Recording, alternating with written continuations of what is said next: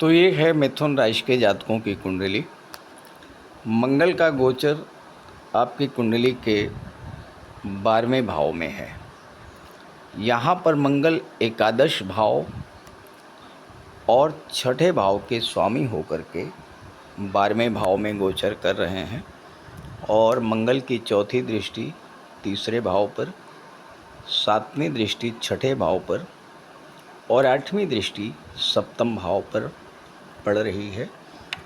शनि की दृष्टि मंगल पर है, तीसरी दृष्टि। अब यहाँ पर गुरु, शनि और मंगल के बीच बहुत गहरा संबंध बन रहा है। देखिए, पहली बात, शनि गुरु की राशि में, गुरु शनि के नक्षत्र पुष्य नक्षत्र में, तो गुरु और शनि एक दूसरे के घर में गोचर कर रहे हैं। इसका सीधा सा अर्थ ये हुआ कि गुरु दूसरे भाव की रक्षा करेंगे, शनि 10वें भाव की रक्षा करेंगे। यानी आपका कर्म भाव और धन भाव ये पूरी तरह से सुरक्षित हो गया और गुरु की दृष्टि भी 10वें भाव पर पड़ रही है। एक अच्छी बात ये हो गई। दूसरी बात, शनि की दृष्टि 7वें भाव पर पड़ रही है और मंगल की दृष्टि भी 7वें भाव पर पड़ रही है, तो 7वां भाव भी जागृत हो गया। तीसरी चीज़, मंगल की दृष्टि छठे भाव पर है और गुरु की दृष्टि भी छठे भाव पर है, तो छठा भाव भी जागृत हो गया।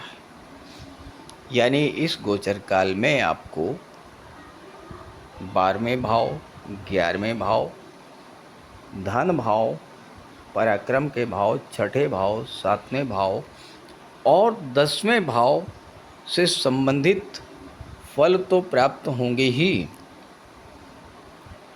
8वें और 9वें भाव से संबंधित फल भी प्राप्त होंगे, क्योंकि शनि 8वें और 9वें भाव के स्वामी हैं। दो ऐसे प्लेनेट, शनि और मंगल, जो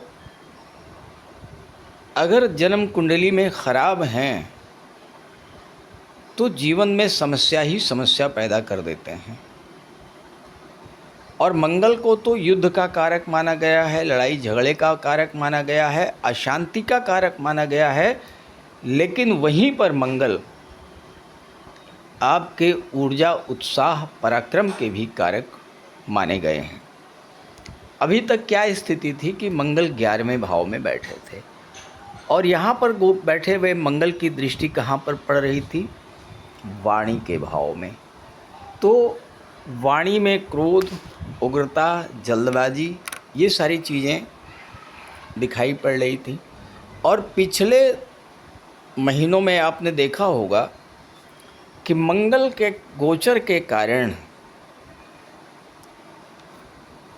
पहले तो अपनी ही राशि में, अग्नि तत्व राशि में थे, फिर शनि के साथ थे, उससे पहले शनि की राशि में, उससे पहले भी शनि की राशि में थे। तो ये मंगल और शनि का जो संबंध रहा, इस संबंध के कारण वैश्विक स्तर पर बड़ी उथल पुथल और युद्ध का वातावरण बना। ये बहुत बड़ी उपलब्धि है 21 जून के बाद। और आप देख रहे होंगे कि जब से मंगल, जैसे ही मंगल वृषभ राशि में आए हैं 21 जून को, उसके बाद वैश्विक स्तर पर शांति स्थापित होनी शुरू हो गई है। और जीवन में आगे बढ़ने के लिए सबसे प्राथमिक चीज़ है शांति। अगर शांति का माहौल है, मन आपका शांत है, घरेलू वातावरण शांत है, वैश्विक स्तर पर शांति है, तो फिर ग्रोथ होती है, व्यापार बढ़ता है, नौकरी के नए नए अवसर मिलते हैं और उसके बाद प्रॉस्पेरिटी यानी समृद्धि की प्राप्ति होती है। और यही सब कुछ लेकर के आ रहे हैं मंगल। पिछले 3 महीनों से आपके जीवन में जितनी भागदौड़ रही, जितना आपने एफर्ट किया, जितना आपने कष्ट झेला, जितना आपने परिश्रम किया, इन सब का प्रतिफल अब आपको मिलने जा रहा है मंगल के इस गोचर के दौरान। और इसीलिए 21 जून से 2 अगस्त तक का पीरियड आपके लिए बेहद महत्वपूर्ण है, क्योंकि इसके बाद मंगल फिर लग्न में आ जाएंगे, मिथुन राशि में, शत्रु राशि में, और फिर यहाँ समस्याएं पैदा होंगी।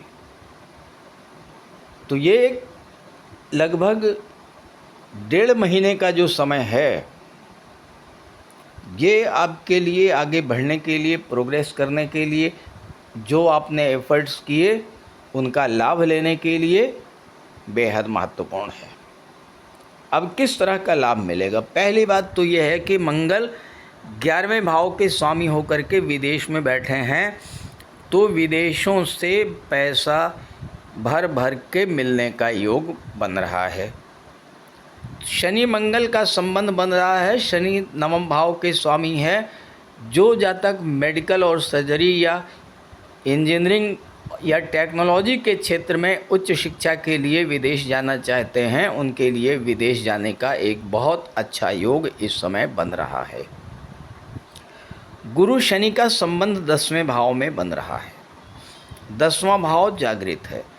कैरियर ग्रोथ देखने को मिलेगी, कैरियर का विस्तार होगा, काम कारोबार में वृद्धि होगी, मान सम्मान में वृद्धि होगी, नौकरी में परिवर्तन हो सकता है। लेकिन 27 जुलाई को शनि वक्री हो जाएंगे। 27 जुलाई के बाद कोई परिवर्तन करना ठीक नहीं होगा। 27 जुलाई तक आप कोई परिवर्तन करना चाहते हैं तो कर सकते हैं। तीसरे भाव पर मंगल की दृष्टि है और 12वें भाव में मंगल बैठे हैं। तीसरा भाव संचार माध्यमों का होता है। ऑनलाइन प्लेटफॉर्म से आप विदेशों से जुड़ करके अपने व्यापार व्यवसाय को नई ऊंचाइयों तक ले करके जा सकते हैं। 6ठे भाव से गुरु और मंगल का संबंध बन रहा है। 6ठा भाव कर्ज का होता है। कर्ज से मुक्ति पाने का एक बहुत अच्छा अवसर आपको इस महीने मिलने जा रहा है। धन भाव जागृत है तो आपकी इनकम तो बढ़ेगी ही, साथ ही साथ धन का भंडार भी आपका बढ़ेगा, बैंक बैलेंस बढ़ेगा और निवेश भी बढ़ेगा। 7वें भाव के स्वामी धन भाव में बैठे हैं। इसका मतलब ये है कि विवाह के पश्चात धन की प्राप्ति, जीवन साथी के माध्यम से धन की प्राप्ति, व्यापार से धन की प्राप्ति, पार्टनरशिप से धन की प्राप्ति, और अगर आप अपने जीवन साथी के नाम से किसी व्यापार व्यवसाय की शुरुआत करते हैं तो वहाँ से भी आपको धन प्राप्ति का प्रबल योग बन रहा है। देवगुरु 10वें भाव के भी स्वामी है, यानी आपको अपने करियर प्रोफेशन से भी इस समय धन प्राप्ति का योग बन रहा है। आपका जो पैसा कहीं रुका हुआ था, कहीं फंसा हुआ था, उसकी भी प्राप्ति होगी, क्योंकि 8वें भाव पर गुरु की दृष्टि है और 8वें भाव के स्वामी शनि हैं। यहाँ भी गुरु शनि का संबंध बन रहा है। तो डूबा हुआ धन, गुप्त धन, किसी को उधार दिया हुआ धन, इस तरह का धन भी आपको प्राप्त होगा। शनि मंगल का संबंध बन रहा है। शनि निर्माण के कारक, मंगल प्रॉपर्टी के कारक, और शनि की दृष्टि 4थे भाव पर है, तो भूमि, भवन और प्रॉपर्टी के लिए भी बेहद अनुकूल समय है। और जो लोग प्रॉपर्टी से रिलेटेड बिजनेस कर रहे हैं, जो लोग मेडिकल से संबंधित चीज़ों का, मेडिकल इक्विपमेंट्स का व्यापार व्यवसाय करते हैं, जो लोग एक्सप्लोसिव्स का व्यापार व्यवसाय करते हैं, जो लोग DRDO से जुड़े हुए हैं, जो लोग किसी भी डिफेंस सेक्टर की कंपनी से जुड़े हुए हैं, ऐसे जातकों के लिए विदेश से जुड़ करके कार्य करने और वहाँ से धन प्राप्त करने का एक बहुत अच्छा योग बन रहा है। डिफेंस सेक्टर में इंपोर्ट एक्सपोर्ट का बहुत अच्छा योग इस समय बना हुआ है और ये सब कार्य आप बेहद शांतिपूर्वक करने जा रहे हैं। क्योंकि मंगल इस समय आपके बिल्कुल शांत रहेंगे। 2-3 बातों का ध्यान रखिएगा। मंगल क्रोध, उग्रता, लड़ाई झगड़े के कारक होते हैं। छठे भाव पर दृष्टि है। बिला वजह किसी से लड़ाई झगड़े से बचिएगा। किसी को कर्ज मत दीजिएगा।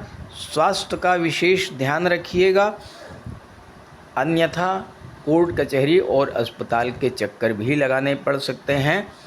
तो बजरंगबली की आराधना करते रहिएगा, हनुमान चालीसा का पाठ कीजिएगा, बजरंगबली के मंदिर जाइएगा, वहाँ पर उनकी पूजा अर्चना कीजिए, हनुमान जी को चोला चढ़ाइए। ये सब कीजिएगा तो मंगल का कोई नकारात्मक प्रभाव आप पर नहीं पड़ेगा। अब प्रश्न ये है कि क्या सभी मिथुन राशि के जातकों को एक जैसा ही फल मिलेगा? तो ऐसा बिल्कुल संभव नहीं है, क्योंकि मिथुन राशि के करोड़ों जातक हैं। हर जातक के कुंडली में ग्रहों की स्थिति अलग अलग है। अगर आप अपनी कुंडली का विश्लेषण कराना चाहते हैं तो इसी वीडियो के डिस्क्रिप्शन बॉक्स में मैंने अपना व्हाट्सएप नंबर दे दिया है। स्क्रीन पर भी मैं अपना नंबर लिख दे रहा हूँ, 9058144128। आप इस नंबर पर संपर्क कर सकते हैं। नमस्कार।